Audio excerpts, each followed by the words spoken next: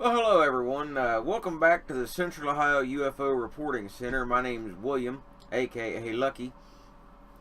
And since the weather's getting nicer in most parts of the country, I know it is here in my neck of the woods, I thought I would make a short little video. This might end up being a couple part series. I don't want to make them too long. But on how to be a good witness. I know I've had people in the past online and other places say that they would like to report things, or maybe they've seen things but are a little apprehensive about, the information an investigator like myself would want or need, and they just didn't want to appear, dumb, I guess. So they just didn't say anything to begin with.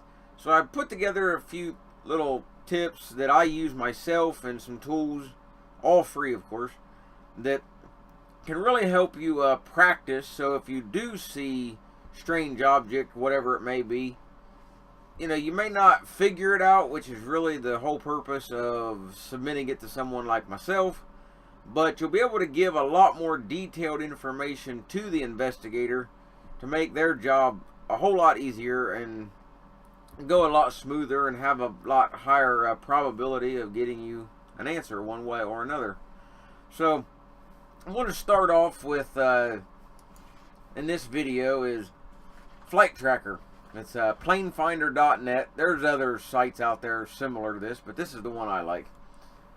So what I would do, if you want to try to learn how to, be a good witness, as I said, go outside, day, night, doesn't make any difference really. It's kind of best to do a little bit of both if you really want to try to hone your skills, so to speak.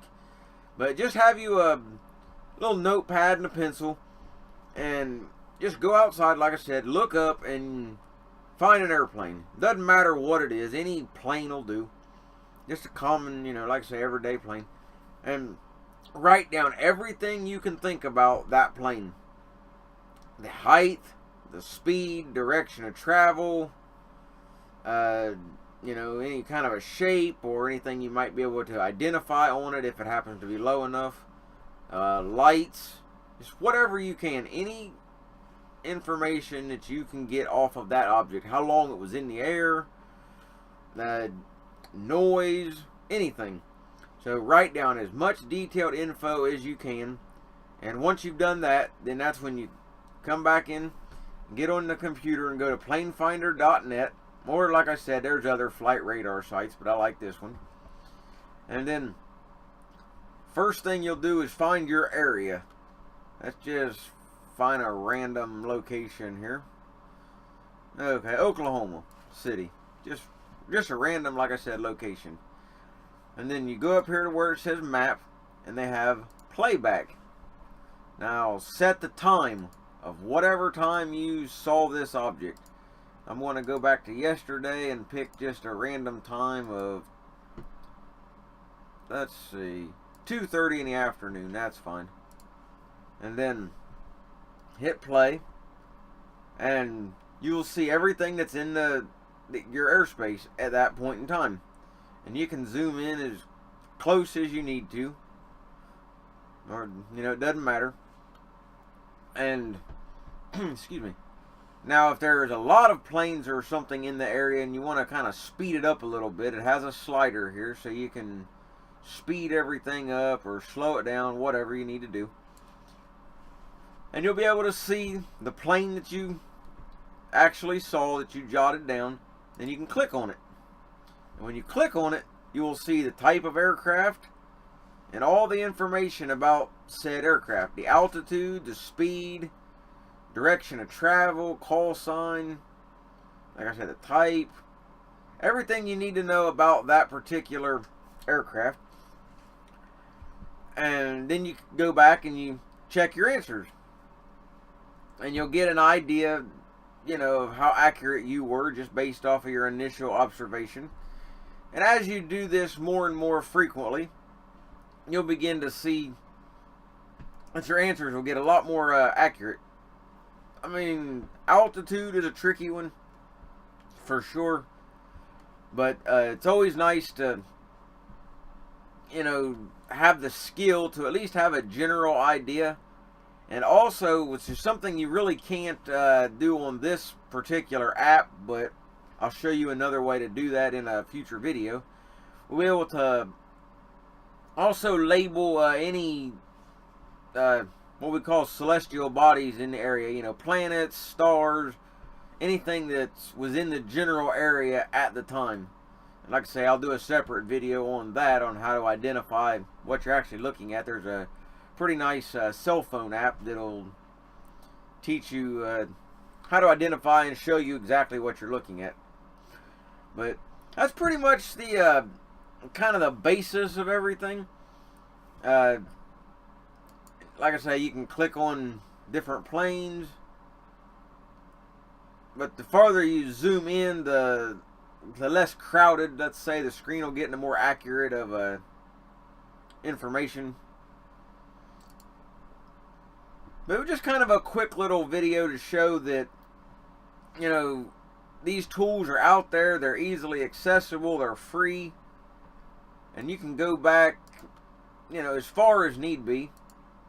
There's other like filters you can mess with, which I don't use too much, but the playback is the most valuable. Just go back to whatever time, and you know, if you look at your watch and let's say it's 3:06 like this shows, you know, you may not want to necessarily start it right there. I usually try to go back, depending on how accurate the time is that I have, maybe go back about 10 minutes or so. That way you can, you know, get a better idea of something that when it's farther out, and less chance of missing it too, because depending on how you have your speed set. But I just thought this was a simple little thing a person could do since the weather's getting nice, and it's kind of fun. You know, if you had some friends or family that was wanting to do this same thing, it might be kind of fun to have a little competition of sorts. You know, a group of you go outside looking at the same object, and you all write down your own information, and then go back in and check it and see who was, you know, the most accurate. Just, you know, competition can make things kind of fun. But that's pretty much all I wanted to do in this particular video. Like I say, I will be doing a couple other videos in the future on how to accurately get weather conditions for past dates.